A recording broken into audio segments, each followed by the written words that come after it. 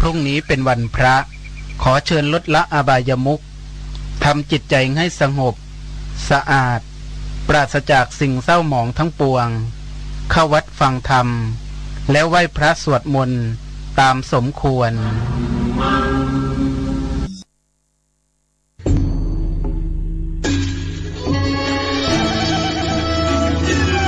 ขอเชิญพุทธศาสนิกชนทุกท่านร่วมทำบุญผ้าป่าสามัคคีและร่วมเป็นเจ้าภาพโรงทานในพิธีทำบุญ1 ทศวรรษ 10 ปีที่พักสงฆ์สถาบันธรรมาภิวัตรบ้านศพเตินตำบลศพปาดอำเภอแม่เมาะจังหวัดลำปางในวันที่17 สิงหาคม 2565 เวลา 9 นาฬิกาถึง 15 นาฬิกา 30 นาทีบุญใหญ่ 10 ปีมีครั้งเดียวท่านสามารถร่วมทำบุญและเป็นเจ้าภาพโรงทานผ่านบัญชีธนาคารกรุงไทยสาขาประตูชัยชื่อบัญชีที่พักสงฆ์ธรรมาภิวัตรเลขบัญชี 536-0755-5318ข่าวสารเพื่อการประชาสัมพันธ์ขอเชิญชวนศรัทธานักศีลนักบุญทั้งหลายผู้มีความเคารพนับถือพระครูวิสิทธิ์ศิราภรณ์เจ้าคณะตำบลป่าแดดเจ้าวาดวัดวังสิงห์คำ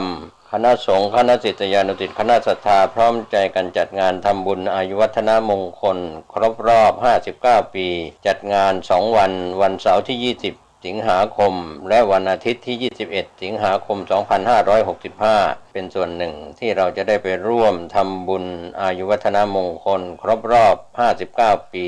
พระครูวิสิทธิ์ศิราภรณ์เจ้าคณะตำบลป่าแดดเจ้าวาดวัดวังสิงห์คำตำบลป่าแดดอำเภอเมืองเชียงใหม่จังหวัดเชียงใหม่ทั้ง2 วันโดยพร้อมเพรียงกัน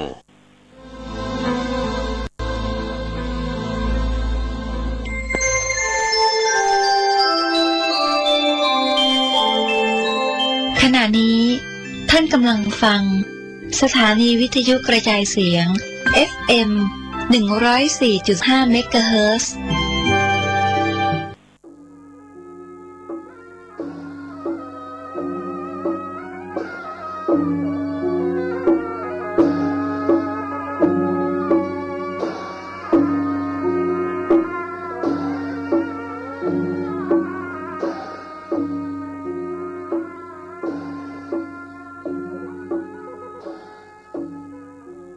ขอความเจริญในธรรม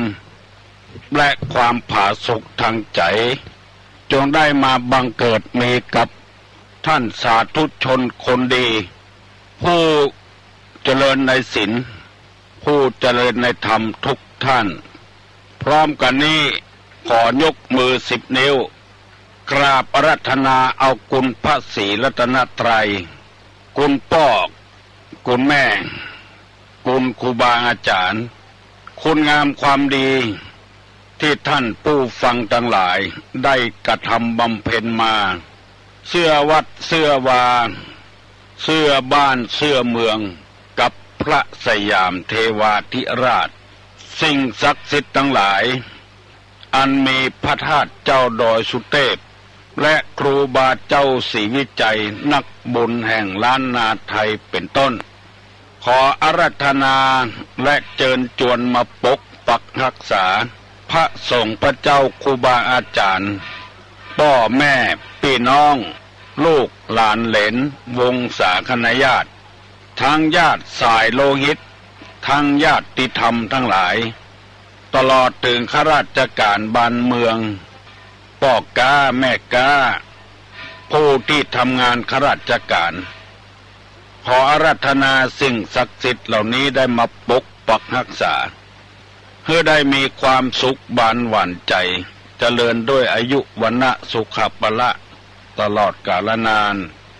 ก่อนที่จะได้ดำเนินการต่อไปนี้ขอเชิญชวนมวลท่านผู้รับฟังทุกคนได้ไหว้พระให้เป็นสิริมงคลในชีวิตวันนี้พรุ่งนี้ยามนี้ปีนี้เดือนนี้วันนี้คือเจริญรุ่งเรืองต่อไปประนมมือขึ้นเนอว่าพร้อมกันอาลังอังสัมมาสัมพุทโธภควาพุทธังภควันตังอภิวาเทมิกราบ สวากขาโตภควตาธัมโมธัมมังนัมมัสสามิกราบสุปฏิปันโนภควโตสาวกสังโฆสังฆังนะมามิกราบหันธรรมยังพุทธัสสะภควโตบุพาภะภคณะมะกะลังกะโลมาเสนะโมตัสสะภะคะวะโตอะระหะโตสัมมาสัมพุทธัสสะนะโมตัสสะภะคะวะโตอะระหะโตสัมมาสัมพุทธัสสะนะโมตัสสะภะคะวะโตอะระหะโตสัมมาสัมพุทธัสสะพุทธังสรณังกัจฉามิธัมมังสรณังกัจฉามิสังฆังสรณังกัจฉามิตุติยัมปิพุทธังสรณังกัจฉามิตุติยัมปิธัมมังสรณังกัจฉามิตุติยัมปิสังฆังสรณังกัจฉามิตติยัมปิพุทธังสรณังกัจฉามิตติยัมปิธัมมังสรณังกัจฉามิ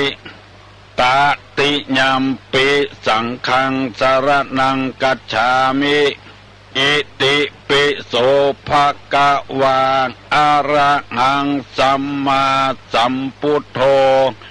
วิชชาจารณะสัมปันโนสุขโตโลกาวิทูอนุตตะโลปุริสะธรรมสารถิสัทธาเทวะมนุษย์สานังพุทโธภควาติสวากขาโตภควตาธัมโมสันติทิโกอากาลิโกเอหิปัสสิโกโอปนะยิโกปัจจัตตังเวทิตตโพวินยูหิติสุปฏิปันโนภควโตสาวกสังโฆอุจุปฏิปันโนภควโตสาวกสังโฆญาญาปฏิปันโนภควโตสาวกสังโฆสามิจิปฏิปันโนภควโตสาวกสังโฆยะติตังจัตตาลิปุริสายุคานิอัฏฐาปุริสาปุคคลาเอสาภควโตสาวกสังโฆอาหุไนโยปาหุไนโยทักขิไนโยอัญจลิกาลนิโยอนุตตะลังปุญญเขตังโลกัสสาติกราบหนึ่งกราบสองกราบสามกาเลนะธรรมัสสวนังเอตัมมังคารมุตตมังมาตาปิตุอุปทานังบุตตะทารัสสะสังฆโหอนากุราจะกัมมันตะเอตัมมังคารมุตตมังมาแล้วเนอะมาแล้วเสียงก้องเสียงกองเสียงมองต่ำเข้าเสียงตู้เจ้าประกาศธรรมมาถึงบ้านมาถึงบนเฮือนมาถึงห้องนอนมาถึงในสุดในมุ้งมาถึงเฮือนต่อไฟมาถึงห้องน้ำมาถึงกาดมาถึงบ้านถึงวัดมาถึงในรถที่กำลังเปิดฟังอยู่ธรรมะมาถึงกุฏิกุฏางแล้วเนอะมาเพื่อให้ท่านทั้งหลายได้ฟังธรรมเอาไปประพฤติปฏิบัติคัดเก่าอุปนิสัยคัดเก่านิสัยที่มันบดีเดือดร้อนตึงตัวเองเดือดร้อนตึงคนอื่นเพื่อได้เบาบางไป ก่อนที่จะได้ประกาศธรรมะนี้ขอเมตตากับท่านผู้ฟังทุกคนให้มีจิตเป็นกุศลให้มีศรัทธาถ้าใจเป็นกุศลแล้วใจเป็นศรัทธาแล้วจะได้ฟังกันอย่างม่วนถ้าใจเป็นอกุศลใจบ่มีศรัทธาแล้วจะบ่ม่วนจะไร้สาระไร้ประโยชน์โดยอย่าไปคิดว่าตุลงมาว่าฮือไผคนใดคนหนึ่งว่าไปนั้นเพื่อให้เฮาได้แก้นิสัยที่มันบ่ดีที่ผ่านมาให้ปรับปรุงนิสัยให้มันดีขึ้นให้คิดอย่างนี้ใจจะเป็นกุศลและมีศรัทธาก็คือความเลื่อมใสในธรรมบ่ต้องเลื่อมใสในตัวบุคคลให้เลื่อมใสในธรรมก่อนที่พระพุทธเจ้าจะเสด็จดับขันธ์ปรินิพพานพระอานนท์อันเป็นลูกผู้พี่ผู้น้องของพระพุทธเจ้าได้ถามว่าถ้าพระพุทธเจ้าเสด็จดับขันธ์ปรินิพพานไปแล้วจะเอาไผ่เป็นตัวแทนของพระพุทธเจ้าพระพุทธเจ้าตรัสตอบว่าตัวแทนของเราก็คือพระธรรมกับพระวินัยถ้าไผ่ได้ปฏิบัติธรรมปฏิบัติวินัยอันนั้นแหละจะเป็นศาสดาของท่านเพราะฉะนั้นท่านผู้ฟังทุกคนได้ฟังธรรมะในทางพระพุทธศาสนาแล้วก็ชื่อว่าเราได้เข้าไปไหว้พระศาสดาไหว้พระพุทธเจ้าไปฟังธรรมเปิ้นและนำปฏิบัติตุลงนำมาเสนอถึงวันนี้บ่ใช่คำสอนของตุลงเป็นคำสอนในทางพระพุทธศาสนาเปิ้นสั่งคายนาครั้งสุดท้ายเปิ้นจารึกเป็นอักษรไว้กว่าที่จะได้อาบน้ำฟังธรรมนี่มันเป็นเรื่องยากแต่ก่อนนี้ต้องไปปูจาธรรมจ้างปูจารเขียนธรรมเป็นผูกแล้วไปปูจาเอามาไว้บ้านยกใส่หัวใส่เก้าเอาไปตาลแถมต้องเป็นแปลงสังแปลงสวยเขาตอกดอกไม้เวลานี้บ่ต้องมีอย่างอันแล้วหาเวลานั่งอยู่บดายกันเนี่ยการโดยฟังธรรมคำบ้านคำจองโดยเอาธรรมมาเทศคำบ้านคำจองนิมนต์ตุเจ้ามาสวดบ่ต้องสวดแล้วเมื่อเจ้ามาวัดเจ็ดลินก็สวดถึงบ้านถึงจองแล้วทำวัดเจ้าหมดปารามี30 ตัดเอามาสวดให้หมดเปิดวิทยุฟังไผ่ตี้ได้ว่าโดยแถมซ้ำดีขึ้นแถมเมื่อค่ำมาทำวัดเจ้าทำวัดเย็นกลางคืนหลวงพ่อพระเดชพระคุณเจ้าคุณเทพวรสิทธาจารย์ดอยสุเทพสวดให้ในบ้านในจองแถมบ่ต้องไปนิมนต์มาทุเจ้ามาสวดในบ้านในจองแปลงที่นั่งที่นอนเลี้ยงเพลเลี้ยงอาหารหนึ่งแล้วดูตั้งขวางใจเปิดของที่มันปิดไว้เมินแล้วเป็นสิริมงคลสำหรับคนที่หุ่มที่ชอบอันคนที่บ่หุ่มบ่ชอบนั้นไปทำอย่างเปิดวิทยุฟังเจริญพุทธมนต์เอามือตึดหูเหียระวังดีๆเนอะพ่อก็ดีแม่ก็ดีไหวพระเจ้าพระธรรมที่คานลุกมาเจ้าเอามือตึดหูได้ยินอยู่ดีๆแต่เอามือไปตึดให้มันหนวกมันตันระวังเนอะลูกเนอะจะไปเนี้ยอย่างอ่านไหวตัวพ่อไหวตัวแม่ฮั่นลูกจะได้เจริญรุ่งเรืองต่อไปในอนาคตไปหน้ามีจัดนักต่างจังหวัดต่างอำเภอมาเล่าให้ตุลุงฟังเวลาพ่อเวลาแม่ไหวพระเจ้ามาเจ้ามาค่ำลูกมือตึดหูเหียที่ค้านได้ยิน ระวังเนอะหูดีๆแต่ไปตืดบื้อได้ยินลำไปได้ยินเต้าตายนี่จะได้ยกมือไหว้หัดฝึกหัดดัดนิสัยเปิ้นบ่ได้ทำความชั่วลูก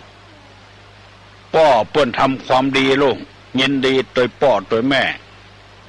เพราะว่าบ่เข้าใจในเรื่องนี้ปากันตึดมาแล้วธรรมะธรรมโมมาแล้ววันนี้ตุลุงจะขอเมตตากับ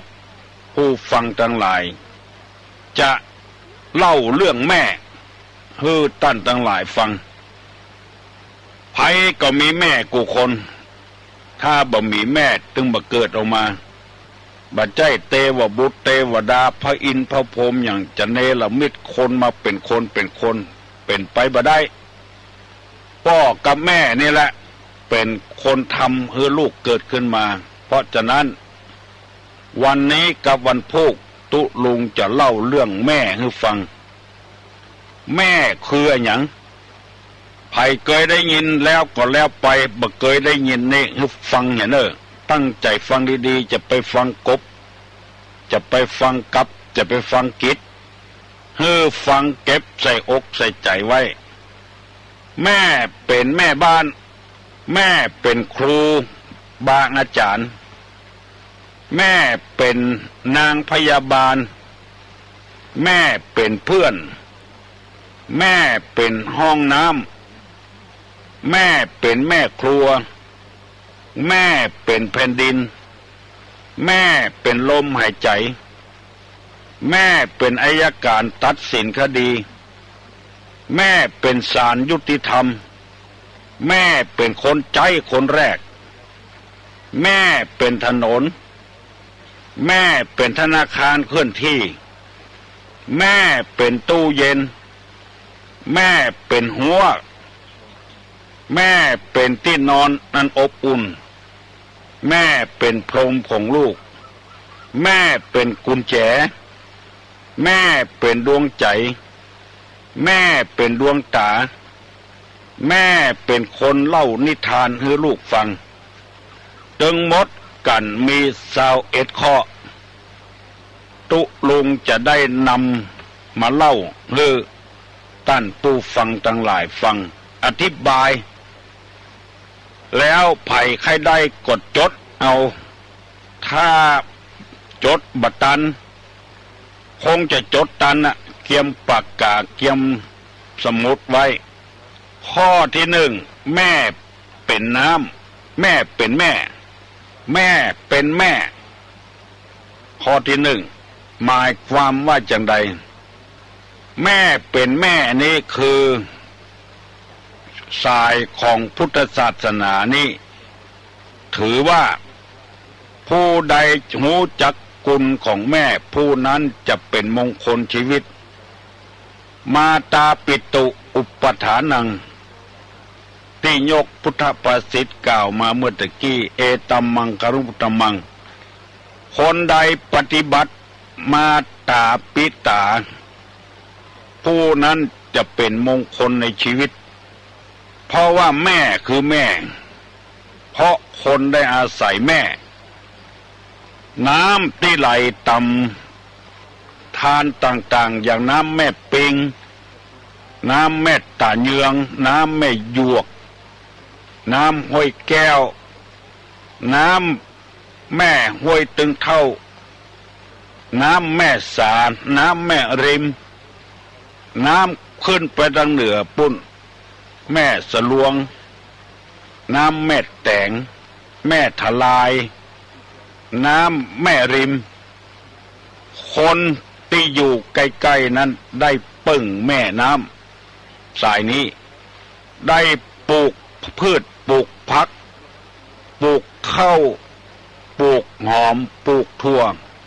เพราะอาศัยแม่แม่เฮากุคนลูกของไผ่ของมันเหมือนกับน้ำแม่จะเอาซักผ้าก็ได้ใกล้แม่น้ำจะเอาใส่ให้ใส่นาก็ได้เอาใส่สวนปลูกหอมปลูกถั่วปลูกสะปะสะปืนก็ได้เพราะได้ใกล้แม่ แม่คือแม่ ลูกของไผ่ของมันต้องการอันใดได้กู้อย่างอันนี้คือแม่เฮาฮ้องกันไว้แม่น้ำสองแบบแผนต่างๆอย่างตัวหนังสือเนี่ยแม่กกแม่โกนแม่กลมแม่โกยแม่เกาฮ้องก็เป็นแม่เป็นบรรทัดฐานที่เปิ้นรอเสาก็เอาแม่แบบแม่ปิมรอพระพุทธรูปก็มีแม่แบบแม่ปิมรอไอ้อย่างต่างๆที่เป็นตัวเป็นตนขึ้นมาก็อาศัยแม่แม่นี่คือเป็นแม่พิมพ์ลูกคนใดได้รับแบบพิมพ์จากแม่ที่ปฏิบัติมาคือได้รับข้อมูลที่ดีที่สุดอันนี้คือแม่บ่เป็นอะไรอย่างบ่ผิดแบบผิดพิมพ์ของแม่เคยทำอย่างใดปฏิบัติตามที่แม่สั่งแม่สอนไว้อันเนี้ยคือแม่เป็นแม่น้ำได้ใจได้สอยได้ใจกูอย่างอาบก็ได้กินก็ได้ซักผ้าซักครัวก็ได้ใครได้สีอันใดเอาผสมกับน้ำก็คือแม่นั่นเองก็จะเป็นสีนั้นต้องการเมื่อใดก็ได้ทั้งนั้นและจะมีไผ่คนใดในโลกนี้มาเหมือนแม่ต้องการดูดกินนมก็เอาฮืดทันทีพอให้ก็ยัดเข้าปากต้องการรับการนอนแม่ก็เอาใส่ใส่เปฮืดแถมตะก้อนเปิ้นลูกเต้าจะรับเตอสองตาถ้าไผ่ไปไผ่มายืนหน้าพอจะมาน้อยนี่กาลูกปันใหญ่พอลูกปันใหญ่ปันโตแม่จะได้กินบากินแห้งลูกเน้อแม่ให้ขึ้นมาใครขี้ใครเหนียวแม่ก็ทำมือหมดกูอย่างหิวก็ได้ดื่มน้ำในอกของแม่ลูกเอ๋ยคนใดกล้าด่าป่อด่าแม่บาปกรรมเนื้อลูกเนื้อต้องการอย่างแม่หมดลูกจะทำอย่างแม่สักน้อยพอบ่ได้เป็นโกเลมังเลเดือดแม่ว่าแม่ลูกเกิดมาย้อนไผก็ย้อนแม่เวลาแม่เดือดร้อนว่าลูกเดือดร้อนแม่จ้อยอุปถัมภ์ประทากโงดจะใจอย่างแม่ยอมกูยังอยู่ในคันในตองอยู่ป้ากันไปร้านสรรพสินค้าซื้อซื้อผ้าอ้อมซื้อแป้งซื้อเครื่องไล่ลาตาลูกบ่ฮือลูกได้สาบได้เหม็นพอฮือลูกได้นึกถึงแม่ข้อนี้เน้อแม่ที่เป็นแม่ของเฮา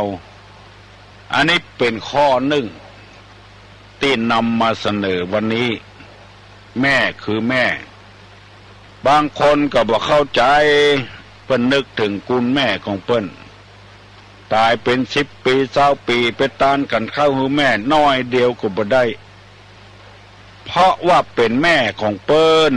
จะไปว่าฮือเปิ้นจะตานอย่างป่วยเปิ้นตานเตอะจะเปล่าใจเฮาว่าเปิ้นตายไปเมื่อใดเมื่อเบานะที่เปิ้นอย่าไปเกิดไปตานกับเข้าเปิ้นฮือปิ๊กเปิ้นปิ๊กมาแถมไปกั้นกระแสน้ำตึดน้ำบางคนบ่เข้าใจโทรศัพท์มาถามหาตุลุงว่าแม่นแต่การหมู่นี้เป็นต้นอย่าไปว่าอย่างเปิ้นจะทำเพื่อแม่เปิ้นเป็นแม่ของเปิ้นไม่ใช่แม่ของเฮาแม่เปิ้นตายไปแล้วแทนที่จะบอกว่าขึ้นสวรรค์แล้วเน้อคือเปิ้นดีอกดีใจไปนาบว่าแม่สูนี้บ่ได้อยู่ดีกินดีอยู่เก้าบ่ตื่นพุ่นเก้าบ่นูนพุ่นซ้ำเติมเปิ้นแถมแม่ตายไปคือเติงหาแม่ยังบ่พอแม่ซ้ำไปอยู่ต่ำเก้าไม้แถมฝนตกฟ้าห้องจะอยู่จะได้ ย่างว่าการพ้องเตอพี่เหยน้องเหยลูกเต้าหลานเลนเหยปล่อยเปิ้นทำให้แม่เปิ้นเฮาก็พอเหียบได้ก็พอละปากแบงทะแลมแทมไปว่ากันย่างเหก่อนต่อไปเป็นข้อ2แม่เป็นครูคนแรกสอนให้ลูกกูอย่างเต้าที่แม่มีความรู้สอนให้ลูกกินข้าว7 ปากให้ลูกป้อนข้าวให้ลูกจะมีไผสักกี่คนป้อนข้าวให้ลูกให้เต้านอกจากแม่เต้าอันแล้วเอาน้ำนมใส่ปากลูกเป็นครูของลูกม่ามเข้าให้ลูกกินผสมกับกล้วยในสมัยโบราณแต่ก่อนนี้เปิ้นล้างปากล้างคอเตื้อเกี้ยวหมากอยู่ล้างปากเสร็จแล้วก็ม่ามเข้าเอาใส่ถ้วยใส่กล้วยไต้กล้วยเจียงไฮ้ตักใส่ปากลูกแม่เป็นครูคนแรกสอนให้ลูกกินข้าวไผจะไปม่ามเข้าพอเข้าปากแล้วคายออกให้ลูกให้เต้ามีแม่คนเดียวเท่านั้นในโลกนี้สอนให้มัมเมื่อน้อยๆมาแล้วไผจะมาเกี้ยวเข้าใส่ปากเข้าเกี้ยวเข้าละคายใส่ปากให้เฮามีแม่เฮาตะอันลูกเอ๋ยสอนให้สอนให้ลูกเป็นคนแรกในโลกนี้บัดใจอาจารย์ในมหาวิทยาลัยบัดใจอาจารย์ใหญ่บัดใจครูใหญ่บัดใจผู้อำนวยการบัดใจทุเจ้าแม่เป็นคนสอนคนแรกสอนให้ป้อแม่มัมก่อนปากได้แม่ก็ดีอกดีใจสอนให้จนได้มีไผมาสอนลูกเอ้ยลูกได้ตึงวันนี่ก็เพราะแม่เป็นคนสอนจะลืมบุญคุณเปิ้นได้จะได้สอนให้นุ่งผ้าสอนให้แต่งตัวสารพัดอย่างอันนี้เป็นข้อที่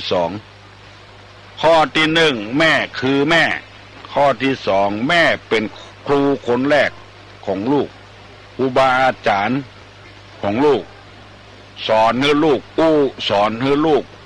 แต่งตัวสอนให้ลูกรู้จักการกินการใจปฏิบัติปัดโปตัวจะมีไผมาสอนเฮาอันนี้แม่ถึงแม้นเพิ่นจะจากเฮาไปละทิ้งไปก็ตามแม่ก็คือแม่นั่นเองแม่คนแรกเป็นครูคนแรกต่อไปเนี่ยเป็นข้อที่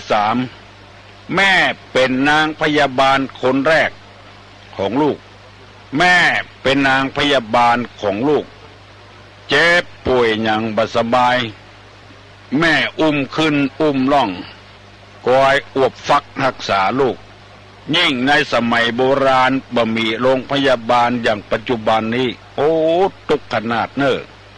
พ่อกวยลูกกวยเต้าเป็นวัดเป็นอานจามไอการงานบ่ไปที่ไหนแล้วเนี่ยให้ใส่สวนถูกได้จ้างเพื่อพ่อกวยลูกเป็นครูบาอาจารย์สอนหนังสืออยู่กดโทรศัพท์ไปหาบ้านไปหาพี่เลี้ยงลูกเป็นอย่าได้พ่องโทรศัพท์ไปหากูชั่วโมงลูกบ่รู้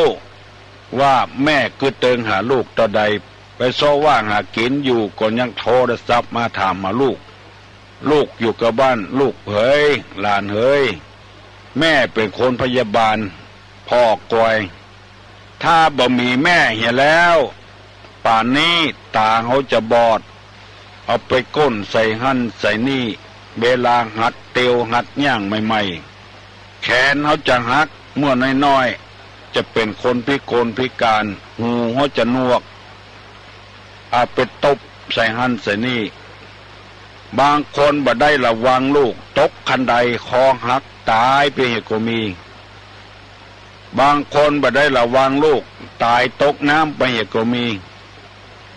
ข้าวสลดเมื่อประมาณสัก30-40 กว่าปีที่ผ่านมาพ่อแม่ไปรับจ้างสร้างตึกให้เปิ้นฮ้องกันว่าฝังเสาเข็มคือเอา ไม้เป็นต้อนในฝังลงไปตุบลงไปฝังเสาเข็มเพื่อจะสร้างตึกให้มันมั่นคงบางทีก็เสายังเสาโทรศัพท์เสาไฟฟ้านี่เสาคอนกรีตตอกลงไปให้มันมั่นคงบ่ให้ตึกล่มครอบครัวนี้ก็ไปรับจ้างพ่อเป็นคนไปรับจ้างแม่อยู่บ้านปล่อยลูกละไว้กำเดียวบ่ถึง10 นาทีลูกออกบ้านไปส่องพ่อเสาเข็มที่เปิ้นตอกอยู่ตกลงเสาเข็มคนพยายามจะช่วยเหลือจะได้ก็ตึงออกมาบ่ได้มันเลิกลำไปลูกเลยตายฝังในหลุมแม่ไปนั่งปักธูปปักเทียนได้เป็นเดือน2 เดือนบ่ได้กินข้าวบ่ได้กินปลาขอให้ลูกออกจากหลุมเสาเข็มถ้าออกมาได้จะตายก็จ้างจะเป็นก็จ้าง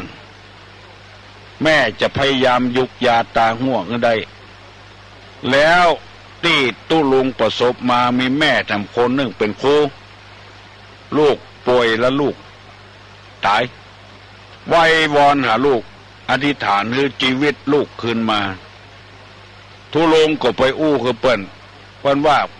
มันลูกทุลุงเฮ้ยในท้องในไส้ไผ่บูหูกับไผ่ขอให้ลูกมีลมหายใจเถอะอยู่เฝ้าหันวันค่ำจะอยู่เฝ้าบ่ฮือเปิ้นตายมันเป็นไปบ่ได้ค่ำควรหาลูกพอจะอันลำเดือบ่กินบ่หลับบ่นอน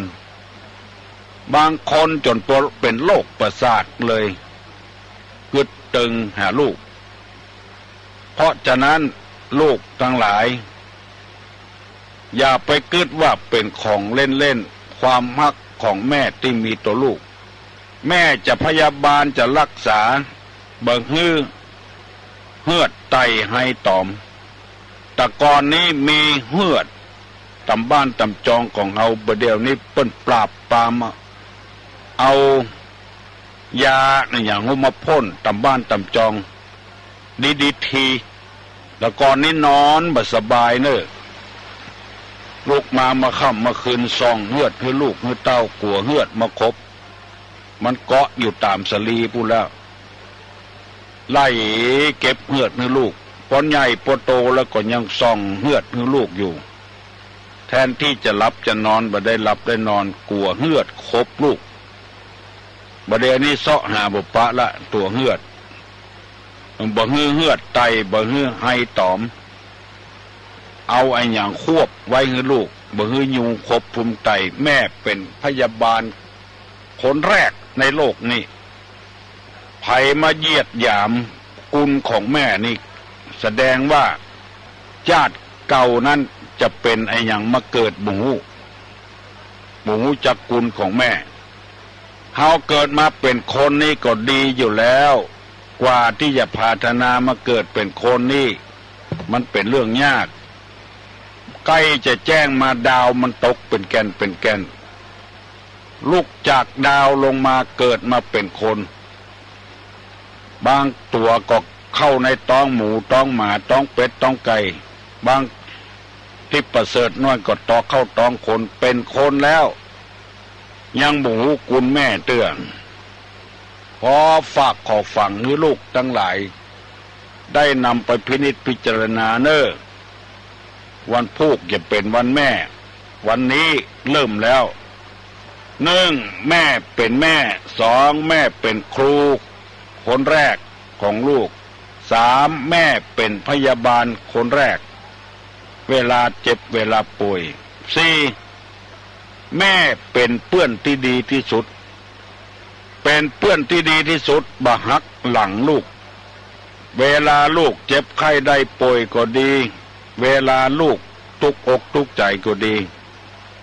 แม่จะปลอบจะโยนเป็นเพื่อนแนะนำที่ดีจังมันเถอะลูก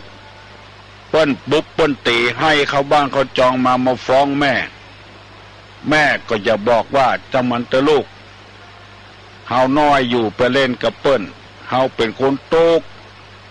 เฮาเป็นคนมันมีเงินมีทองเฮาไปคบกับเปิ้นจะมาเตอลูกโอ๊ตเอาไว้อย่าง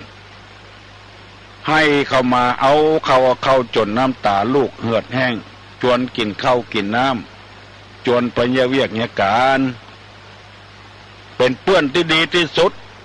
มิตรแนะนำประโยชน์แนะนำมือเรียนหนังสือเนี่ยแนะนำมือเนี่ยเวียกเนี่ยการสอนสปะสะปืนตั้งแต่ล้างถ้วยล้างจานซักผ้าซักครัวสอนให้ลูกเป็นเพื่อนที่ดีบ่หักหลังบ่เหมือนเพื่อนโดยทั่วไปบางทีทำตัวกันแล้วก็บิดหน้านี่มาเอารับปฏิเสธเสร็จแล้วมีลายหนึ่งเมื่อสงครามญี่ปุ่นแต่ก่อนญี่ปุ่นนี่มันอนามัยเหลือเฮานะเมินมาแล้วเมื่อ2485 86 87เลิก88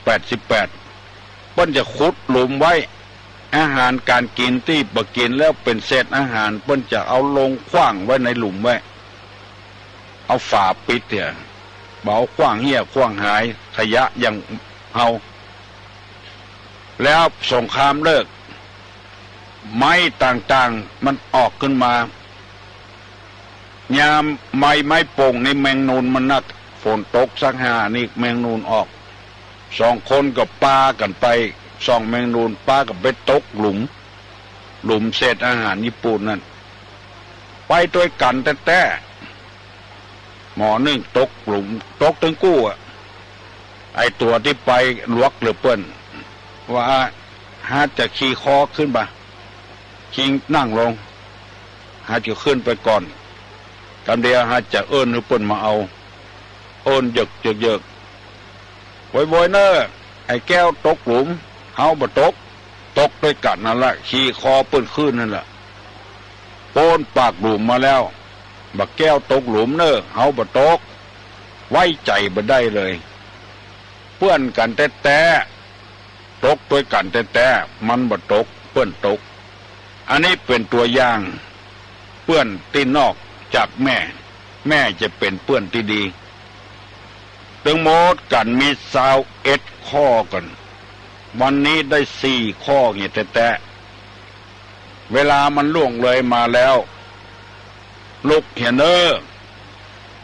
ลูกหลานเด่นพ่อออกแม่ออกพี่น้องทั้งหลายเฮ้ยวันนี้ยังเงียบเวียกเงียบการอยู่ขอประกาศวันพุธนี้ที่วัดโสพนารามจะได้มอบเกียรติบัตรให้แม่ดีเด่นในอำเภอแม่ริมผู้ที่ยังบ่ได้ส่งรายชื่อเตื้อส่งบัตรตันแล้วเพราะว่าเอาเข้าเล่มเป็นหนังสือไปแล้วงดไปก่อนปีนี้นะถึงอำเภอแม่ริมมี90 กว่าหมู่บ้านส่งมา60 ป่ายแต่ให้มันผ่านไปก่อนตั้งแต่9 โมงถึงเที่ยงปากันมาที่วัดโสพนารามมีชุดขาวใส่ชุดขาวถ้าบ่มีก็ใส่ชุดธรรมดาเพื่อมันเรียบร้อยหน่อยเสร็จงานแล้วเขาจะเลี้ยงข้าวเลี้ยงน้ำกันกินอย่างปี้อย่างน้องเป็นกำกึศของมูลนิธิบุญญาภรณ์และกำกึศของอบต.ตำบลดอนแก้วฮัลโหลคุณจ่าตุลุงครับวันนี้ก็เป็นวันแม่เนาะพูดกับวันแม่เนาะผมจะอู้เรื่องแม่สมัยนี้กับสมัยก่อนสมัยก่อนนี่แม่มันตุกได้หรอลูกกินนมแม่เสาะเข้าเสาะอย่างเนาะแล้วแม่สมัยนี้ตุกเป็นอย่างตุลุงตุกเสาะเงินเสาะทองให้ลูกเงียนต้องส่งห่ำส่งเงียนเนี่ยแม่สมัยวิเดียนี่หาบ่ได้เอานมให้ลูกเนาะเพราะมันมีนมส่งนักก็ตุกไปตั้งเสาะเงินเสาะทองส่งให้ลูกห่ำส่งเงียนเนี่ยมันตุกเป็นเอียตุลุงแล้วพ่อแม่สมัยก่อนนี่ตุกเบียกตุกการตุกนมเนี่ยเขาอย่างสมัยก่อนนี่เอากินนมหรอกกินนมแม่แท้ๆดูดนมจากแม่แท้เลยนมจากอกแท้แล้วก็สมัยเดียวนี่มัน มันกินนมทรงลุงแต่ว่าพ่อแม่สมัยเดี๋ยวนี้ตุกเงินตุกทองเลยเนี่ยเสาะเงินเสาะทองทรงลูกคำลูกเนี่ยฉะนั้นก็ใครฝากฝังว่าลูกของหำเงินแต่เปลือกแม่เนาะตุลุงเนาะครับก็ขอฝากฝังไว้แต่เยอะครับครับขอบคุณเนอะขอบคุณนักยินดีนักฮัลโหลครับเพราะว่ามาตาติอุปทานอังว่าสังครับยังไงก็คำบาลีว่ามาตาติตุอุปทานังแปลว่าอย่างที่นี่หลวงพ่อขึ้นต้นว่ามาตาติตุอุปทานังก็ถามคนที่ฟังแล้วแม่ประกอบไปด้วยคำที่อย่างครับโอ้มี21อย่างที่เล่ามานี่ถึงว่าไปฟังแล้วแม่ประกอบด้วยไอ้หยังอธิบายไป4ข้อแล้วขอเมตตาเนอะบอกลืมละฮัลโหลนมัสการเจ้าท่านเจ้าไอ้นี่ก็ขาด้วยเจ้าลำปางหลวงเจ้าโอ้ลำปางหลวงแหละเจ้าท่านน่าใจเกิน100ขนาดนะเจ้าจะไปหัดสภาพรักษาสุขภาพของเจ้าท่านนี่โอ้ยอมรับเลยเจ้าว่าใจเกิน100น้ำใจเกิน100เจ้าเพื่อแม่นะเนาะเจ้าแม่ท่านมีสุขภาพแข็งแรงเจ้าในวันแม่เจ้าแม่แปลงขึ้นมาใจของมันจนได้ประโยชน์ไม่ใช่ประโยชน์ตัวเนาะประโยชน์กับศาสนาประโยชน์กับคนมันนักเจ้าไม่ใช่กินเหล้าเมายาเตลินขอใจแม่ของแม่บ่คือเป็นประโยชน์เนาะบัดเดียวท่านพักผ่อนของเจ้าโอ้พักผ่อนกะเจ้ายินดีเนอะเจ้าขอองค์พระธาตุลำปางหลวงและองค์พระดอยสุเทพจงปกปักรักษาให้อายุมั่นขวัญยืนสาธุเจ้านมัสการเจ้าเจริญพรวันพุธนี้ที่วัดอินทขินเนอะเพิ่นจะใส่บาตรวัดอินทขินเนอะวัดสะดือเมืองมะเจ้าเนอะข้าวสารอาหารแห้งเนอะพี่น้องที่อยู่ใกล้ๆไปทำบุญตักบาตรที่วัดสะดือเมืองศาลากลางเก่าเนอะแจ้งปากันไปเนอะไปทำบุญหยัดน้ำมือแม่เนอะฮัลโหลเจ้าขอนมัสการเจ้าเจริญพรเจ้าตุลุงเจ้าแต่ว่าไปอันวัดตุลุงอันกะเจ้าตุลุงบ่อยู่โอ้แต่ว่าไปวันค่ำเฮ้ยเจ้าคนที่เพื่อนจัดตัวลำไยถามว่าตุลุงบ่อยู่วิโรจน์ไปอันตามสังฆทานเนี่ยตุลุงไปตามที่วิหารวันเกิดหลานเจ้าโอ้ไปตามที่วิหารนั่นกะเจ้าเจ้ามาเตอะบัปปะก็เป็นหยังเจ้าปันตุลุงขอให้เพิ่นเป็นตัวแทนอยู่เนาะเจ้ามาเจ้านะไปให้โอวาทนักเรียนลูกเนนที่ไม่ลิง9 ป่าจะ4 โมงแล้วตุลุงเขาเจ้าไปแต่ว่านะโอ้แม่น่ะมาเจ้าไปปูนขวายมาที่บ้านมีที่วันสถาปนากรรมนั้นผู้ใหญ่บ้านเจ้ากีมาฉันเพลเสร็จแล้วไปประชุมวัดพระสิงห์แถมเจ้าโอ้มันจำเป็นน่ะเป็นอย่างเจ้าใจของแม่ให้มันกุ้มกล้าเนาะแม่สร้างมาแล้วลูกใจให้มันกุ้มกล้าเจ้ายินดีนะที่มาสังฆทานน่ะเจ้าเป็นยังเจ้าตุลุงเจ้าบ่รบกวนละเจ้าเปิ้นตึงบอกให้หมดอ่ะไผมาเปิ้นรายงานให้ตุลุงหมดฮัลโหลจำได้ก็ตุลุงจากละปูนเนอะจากละปูนเนาะมันร้องเนาะเจ้าตั้งวันที่31แล้วมันได้โทรหาตุลุง31ไปเข้าโรงพยาบาลน่ะน้ำท่วมตุลุงน้ำท่วมหนองเตาเจ้ามันร้องนี่น้ำท่วมบ้านร้องก็ท่วมเจ้ามันร้องลูกเนาะมันถึงท่วมถ้าบ่คือท่วมกูอยู่บ้านดอนมั้งอ่ะไม่ใช่อยู่บนเฮียนเนี่ยเนาะน่ากะอยู่บ้านร้องแล้วหาเอาลงมาแต่ว่านี่วันนี้ก็ได้ฟังลุงนะสบายดีค่ะเจ้าสบายเนอะใจของแม่เป็นประโยชน์กับบ้านกับเมืองเนอะเกิดมาชาตินี้ถึงเหมาะใจแตะใจมันเต็มที่เลยใจเจ้าสร้างสรรค์นะไม่ใช่ทำลายไผ่นะข ของฮือสร้างฮือสารใจของแม่ฮือเป็นประโยชน์กับบ้านกับเมืองฮัลโหลครับ ครับเวสาครับหลวงพ่อ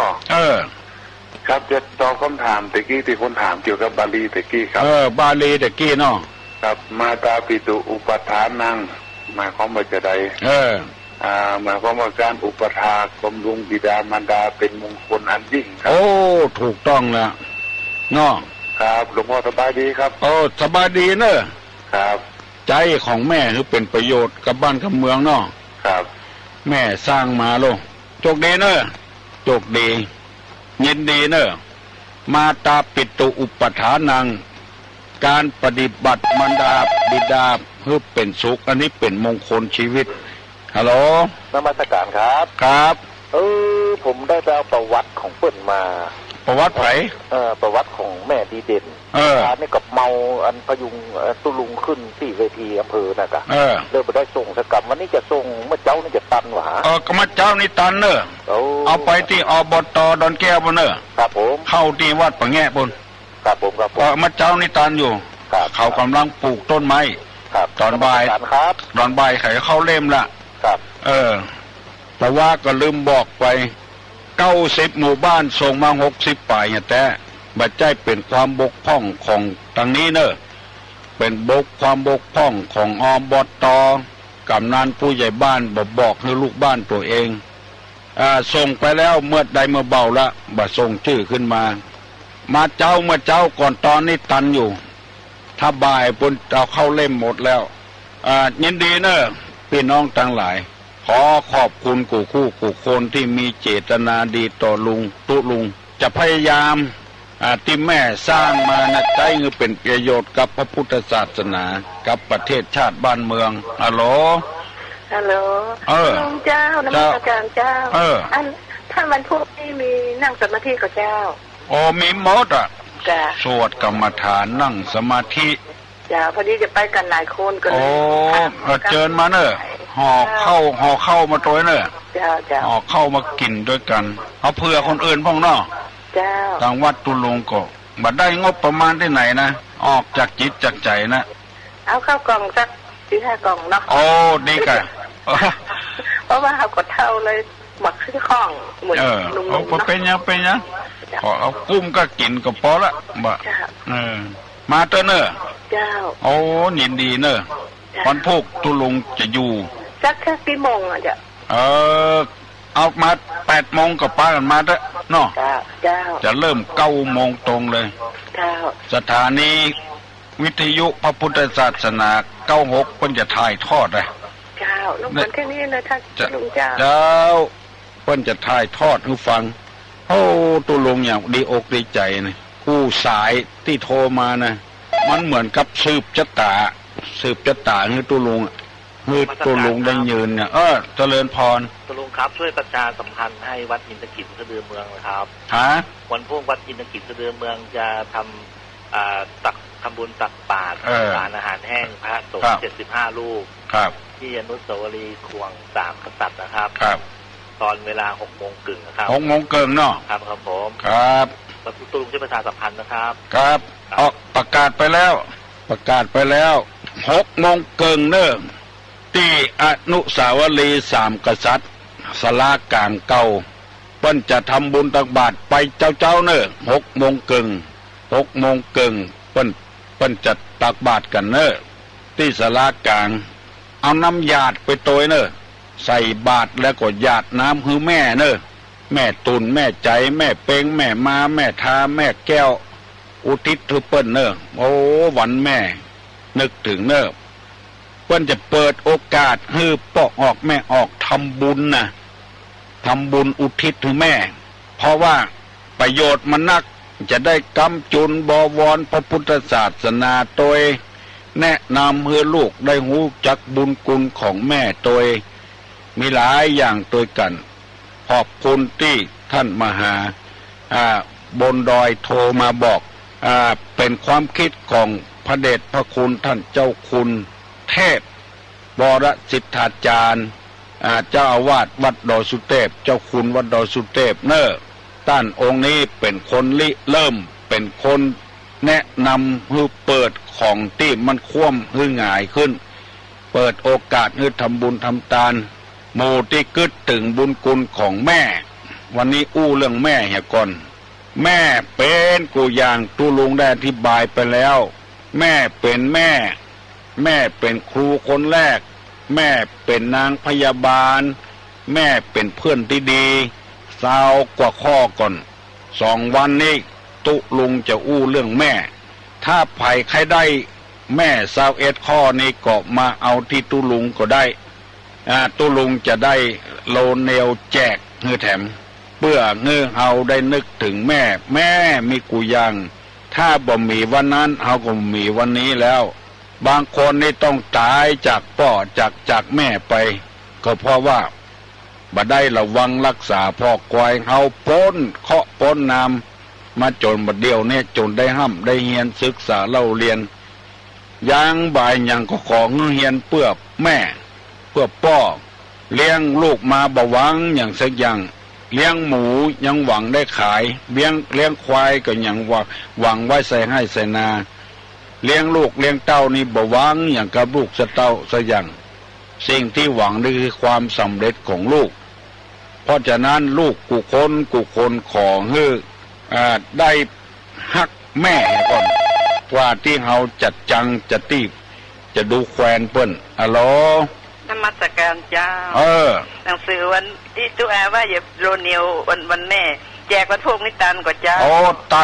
นเนอะเจ้าแจกวันพุธเลยนะเจ้าเปิ้นจะแจกให้แม่เฮียก่อนเจ้าแจกให้แม่ก่อนเนาะเจ้าแม่ดีเด่นนะเจ้า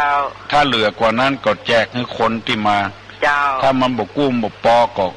จะทำต่อก็เอาทีหลังเจ้าที่ในตรงอ่านแม่ติดมาฮับวันพุธนี่นะจะได้ฮับหนังสือเนอะประวัติของแม่ที่ส่งมาจะได้รู้ว่าไผ่เนี่ยหยังพ่อง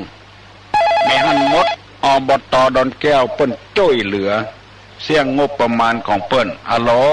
นมัสการเจ้าภาษาเจ้าแล้วใครได้เทปบ่ได้กันน่ะเทปหยังเทปเนี่ยวันแม่เนี่ยกันพี่จะเทปที่ไหนฮะว่าตีนตะกินพี่จะเทปอ่ะเทปเรื่องของแม่ก็ตื้อลุงว่าเดี๋ยวนี้นะเจ้าถ้าได้เทปเลยอ่ะมันมีก็ฮะมีเนาะมันมีแต่หนังสืออะกันมีก็หนังสือเจ้านี่ปุเลยนะฮะสันปุเลยเจ้ามาก่อนวันพุธก็มันประเภทเพิ่งก็จะรอพระอ่ะไปเป็นยังเนาะเอี้ยนะเนาะเจ้าภาษาเจ้าเปิ้นตึงจัดก่อนค่อยบ้านค่อยเมืองเนิ่งแต่ว่าก็บ้านวันกำนันผู้ใหญ่บ้านวันนี้มนตัวเจ้าไปเจริญพุทธมนต์ตั้งห่างโดงสืบชะตาตัวสืบชะตาตัวกำนันผู้ใหญ่บ้านเปิ้นดีนะประเดี๋ยวเปิ้นตื่นตัวเนี่ยอย่างก็ต้องเปิ้งพระพุทธศาสนามดตั้งเหนือในกูอำเภอในประเทศไทยเนี่ยอย่างน้อยก็เอาตัวเจ้าไปเป็นสิริมงคลดีเนอะเหมาะสมแต่จะแจกเทปแจกอะไรอย่างนี้จะบ่มีมันจะมีก็หนังสือเรื่องพระคุณของแม่แล้วขอฝากไปทางอบต.โดยขอโลเนลเรื่องแม่นักหน่อยสัก100-200หนังสือนี่เพิ่นจะแจกกุ้มกับแม่ดีเด่นนะแต่พระคุณของแม่อย่างของแม่นี่ขอปิ้นออกมานักหน่อยสัก100-200ขอบอกไปทางอบต.เมื่อเจ้านี้ทางอบต.จะจวนเจ้าบ้านเจ้าจองปลูกต้นไม้ตามหิมถนนหนทางขอเชิญชวนพี่น้องทั้งหลายปลูกต้นไม้นี่ปลูกให้แม่เอาฝังบนแผ่นดินนี้ทำเพื่อแม่ขอประกาศให้พี่น้องทั้งหลายฟังเนอะวัดอินทขิน6 โมงครึ่งเมื่อเจ้าเปิ้นจะออกไปบิณฑบาตโพดญาติโพดโยมทั้งหลายเอาน้ำหยาดไปโดยพอใส่บาตรแล้วหยาดน้ำตกแผ่นดินแม่พระธรณีเจ้าตี้นี่ขอให้เป็นสักขีพยานเนอะข้าจะได้ทำบุญให้แม่วันนี้ฮัลโหลนมัสการเจ้าตุลุงเจริญพรนี่ลิงมื่นซอย7นะลิงมื่นเนาะเจ้าที่มาหาตุลุงวันนั้นเนาะ ใช่ก็วันนี้เป็นวันแม่นะเจ้าวันนี้วันพูกวันแม่เนาะเจ้าขอฝากตุลุงบอกแม่ว่าฮักแม่นะเจ้าบอกแม่เพิ่นสบายอยู่เจ้าอันกันตุลุงให้กำลังใจแม่เลยให้กำลังใจเต็มที่แล้วเจ้าแม่เพิ่นมาให้ฟังไผ่อะเจ้าเพิ่นจะฟังแต่ตุลุงนะเจ้าแม่เนอะเจ้าลูกที่อยู่ลิงมื่นเนอะเจ้าเพิ่นคือเติงหาแม่ลูกยังฮักแม่อยู่เนาะเจ้าขอแม่ปันหอมปันหายเนอะแม่เขียวนะเจ้าแม่เขียวที่หน้านี่เจ้าแม่เขียวจีน่าขอปันหายไวๆนะเจ้าปันหอมปันหายเนอะแม่เขียวจีน่าเนอะลูกฮักแม่ทุกคนนะเจ้าลูกฮักแม่กูคนโอ้บ่ฮักได้จะได้แม่เป็นกุยางของลูกขอให้แม่ฟังกรรมตุลุงเนาะแม่เขียวฟังกรรมตุลุงแม่เป็นอยู่กับเขาเหมือนเดิมนะกินน้ำกินข้าวกินน้ำเหี้ยเนาะเมื่อลูกได้ใจดีมันต้องท้อแท้กับโรคไข้เจ็บนะเจ้าอยู่ไปเมินนะเจ้าอยู่ไปเมินเนาะเจ้าตอนตามอายุไขยังเปิ้นเนาะเจ้าเปิ้นกับแกแล้ว70 ปลายแล้วเจ้า70 ปลายแล้ว70ไอเหมือนฟันโคก80บวก6เต็มตัว90ไข้หัวน้ำไม้น้ำปากน้ำหมากย้อย100นี่บะท่าคือเปิ้นอยู่ละเรียนอาจารย์ตุลุงเจ้ายินดีเนอะแม่เขียวเนอะกินข้าวกินน้ำกินยุกินยาให้ลูกเดี๋ยวลูกใครแม่อยู่เมินฮัลโหลจากธรรมสการเจ้าจากอบต.ดอนแก้วเจ้าอบต.ดอนแก้วเนาะเจ้าจะโลนิวนักแม่เรื่องแม่นะเจ้าแยกต่างหากนะเจ้าเจ้าจากธรรมสการก็เดี๋ยวตุลุงจะเอาไปฝากแถมเนอะเจ้าเจริญพรเอาแล้วเนอะพอออกแม่ออกมัน7 โมงแล้ววันนี้ตุลุงก็มีการอยู่ยกมือไหว้เนอะตุลุงจะปั่นโจกปั่นลาบปั่นสินปั่นปอนได้อยู่ดีมีสุขอายุมั่นขวัญยืนขอลูกหลานของตุลุงกูคนฮักแม่นักเนอะอย่าไปจังแม่จะไปด่าแม่จะไปงอนง้อใส่แม่นอกจากตุกกับลูกมาเมื่อเกิดแล้วยังบ่พอมาตุกกับลูกงอนใส่พ่อใส่แม่แถมตุก2 เตื้อ3 เตื้อจะทำมือเขาจะเป็นคนบดีไปหรือเป็นคนดีของแม่กูคนเนอลูกเนอ